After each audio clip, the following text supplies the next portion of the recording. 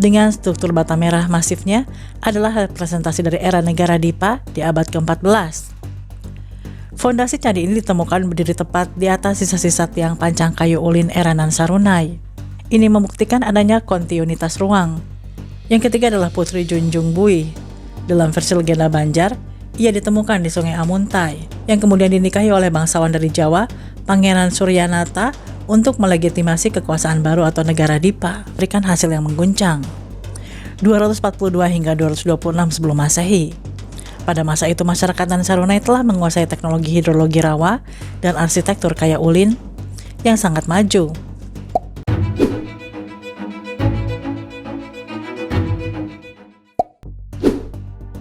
Selama beberapa dekade, historiografi Nusantara menetapkan abad ke-4 Masehi melalui Yupa di Kutai Kartanegara sebagai titik nol peradaban kompleks di Indonesia. Namun sains modern tidak pernah berhenti mempertanyakan dogma. Di bawah lapisan aluvial basah di Kabupaten Hulu Sungai Utara, Kalimantan Selatan, anomali arkeologis bermunculan. Ini adalah Amuntai, sebuah epicentrum arkeologi yang selama ini identik dengan reruntuhan Candi Hindu-Buddha era negara Dipa. Namun ekskavasi stratigrafis yang lebih dalam menyingkap sebuah narasi yang jauh lebih tua. Sebuah horizon peradaban purba yang secara karbon tertanggal hingga ratusan tahun sebelum Masehi. Apakah ini sisa-sisa dari kerajaan Nan Sarunai yang legendaris? Negara suku raksasa dari suku Dayak Ma'anyan yang eksistensinya hanya hidup dalam tradisi lisan Wadian atau pendeta adat dalam kepercayaan tradisional Ma'anyan. Kali ini kita akan membedah data empiris analisis karbon 14 dan morfologi situs purbakala Amuntai untuk merekonstruksi ulang sejarah peradaban Borneo.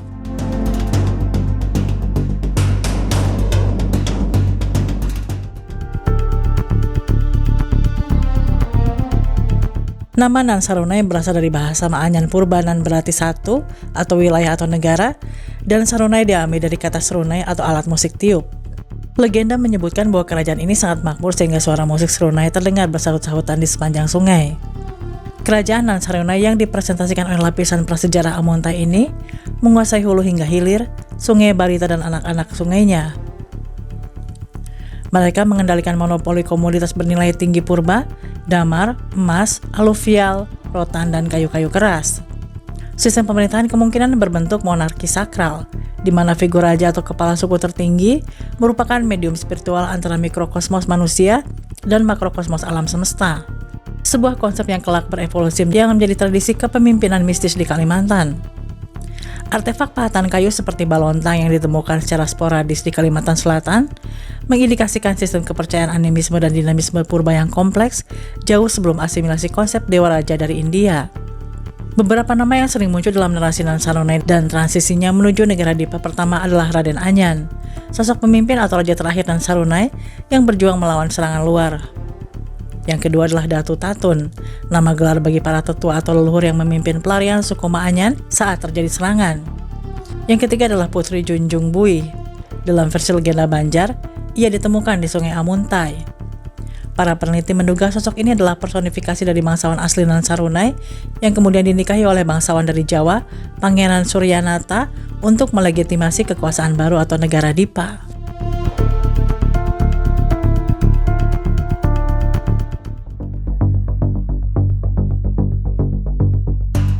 Amuntai adalah saksi bisu dari Nan Sarunai, sebuah entitas politik atau negara suku asli Dayak Ma'anyan yang jejaknya terkubur ribuan tahun. Dan di atas puing-puing kejayaan mereka, berdirilah Candi Agung Amuntai, sebuah monumen bata merah yang menandai peralihan dari zaman purba menuju era kerajaan Hindu-Buddha, negara Dipa. Bagi masyarakat Dayak Ma'anyan, Nan Sarunai adalah memori kolektif tentang masa keemasan. Data penanggalan karbon 14 pada sampel kayu ulin purba yang ditemukan di kedalaman situs Amuntai memberikan hasil yang mengguncang. 242 hingga 226 sebelum Masehi. Pada masa itu masyarakat Nan Sarunai telah menguasai teknologi hidrologi rawa dan arsitektur kaya ulin yang sangat maju. Mereka adalah penguasa perdagangan jalur sungai yang mengontrol komoditas hutan hingga ke pasar internasional purba. Lalu apa hubungan antara Nan Sarunai dan Candi Agung? Inilah misteri arsitekturalnya. Candi Agung Amuntai yang kita lihat hari ini dengan struktur bata merah masifnya adalah representasi dari era negara Dipa di abad ke-14. Fondasi candi ini ditemukan berdiri tepat di atas sisa-sisa tiang pancang kayu ulin era Nan Sarunai. Ini membuktikan adanya kontinuitas ruang. Empu Jatmika, pendiri negara Dipa, tidak membangun candi ini di sembarang tempat. Ia memilih lokasi jantung spiritual Nan Sarunai untuk menegaskan kekuasaan baru. Di sini kita melihat pergeseran material dari kayu ulin yang melambangkan kearifan lokal Borneo menuju bata merah yang membawa nafas kebudayaan Hindu-Buddha dari Jawa. Candi Agung adalah simbol rekonsiliasi budaya sekaligus nisan bagi peradaban Nan Sarunai yang tergeser.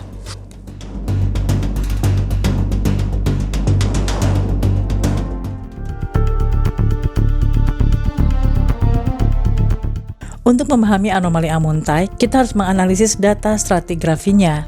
Dalam ilmu arkeologi, hukum superposisi menyatakan bahwa lapisan tanah yang lebih dalam mewakili periode kronologis yang lebih tua. Pada kedalaman tertentu di bawah fondasi candi era negara Dipa, tim balai arkeologi menemukan lapisan tanah yang kaya akan material organik purba, khususnya kayu ulin. Kayu ulin purba ini bukan sekedar vegetasi alam. Terdapat bukti intervensi antropogenik potongan struktural, teknik tatahan, dan sisa-sisa tiang pancang yang mengindikasikan arsitektur panggung berskala masif. Pola sebaran spasial artefak kayu ini menunjukkan adanya sebuah pemukiman terpusat yang sangat terorganisir di daerah rawa. Tesis mengenai usia situs Amuntai tidak didasarkan pada spekulasi linguistik semata, melainkan pada data fisika nuklir. Sampel arang dan kayu dan lapisan terbawah situs Amuntai dikirim untuk uji penanggalan radiokarbon atau C14. Sampel tersebut terkalibrasi pada angka tahun 242 hingga 226 sebelum Masehi. Hasilnya bukan sekedar perkiraan, melainkan data absolut yang tertulis di dalam struktur atom kayu tersebut.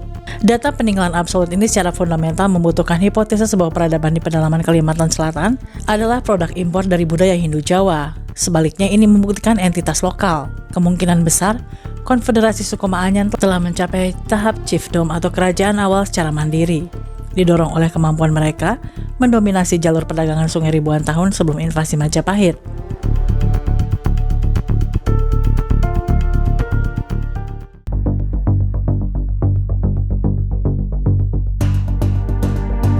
Sains tidak hanya mengungkap awal mulai peradaban tetapi juga kejatuhannya. Tradisi lisan suku Maanyan meratapi kehancuran Nan Sarunai melalui peristiwa yang mereka sebut Usak Jawa atau serangan dari Jawa. Menariknya, catatan trauma kolektif ini memiliki korelasi dengan temuan arkeologis di beberapa titik di kawasan Amuntai dan sekitarnya. Arkeologi kerap menemukan horizon tanah yang mengandung lapisan karbon tebal dan abu tepat di bawah struktur peradaban yang lebih baru. Dalam geologi arkeologis, lapisan ini diinterpretasikan sebagai peristiwa pembakaran massal atau destruksi sistematis. Pada abad ke-14, ambisi ekspansionis Kekaisaran Majapahit di bawah Gajah Mada mengincar monopoli jalur perdagangan maritim Nusantara. Ekspedisi militer dari Jawa menghantam pusat-pusat kekuasaan lokal di Kalimantan. Nan Sarunai, kerajaan purba yang telah berdiri lebih dari 1 milenium, runtuh menjadi abu. Masyarakatnya tercerai-berai, bermigrasi masuk lebih dalam ke hutan rimba, meninggalkan situs Amuntai yang kemudian diduduki dan dibangun ulang menjadi negara Dipa.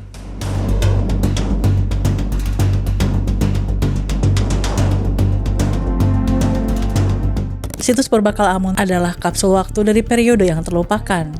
Data radiokarbon abad ketiga sebelum Masehi yang tersembunyi di dalam tanah gambut Kalimantan Selatan memaksa kita untuk merevisi paradigma sejarah konvensional. Kerajaan Nan Sarunai bukan sekedar mitos, bukan sekedar bait-bait nyanyian, wadian yang dilantunkan di tengah malam. Ia adalah entitas sosiopolitik real, pilar awal peradaban Nusantara yang membangun fondasi arsitektur monumental ribuan tahun lalu. Sampai kapankah narasi sejarah kita hanya bergantung pada batu bertulis? Jika sains dan pengujian isotop di Amuntai telah berbicara, mungkin sudah saatnya kita mengakui peradaban agung di bumi Nusantara telah mengakar jauh lebih dalam ke dalam perut bumi dan jauh lebih mundur ke dalam lorong waktu dari apa yang pernah kita bayangkan.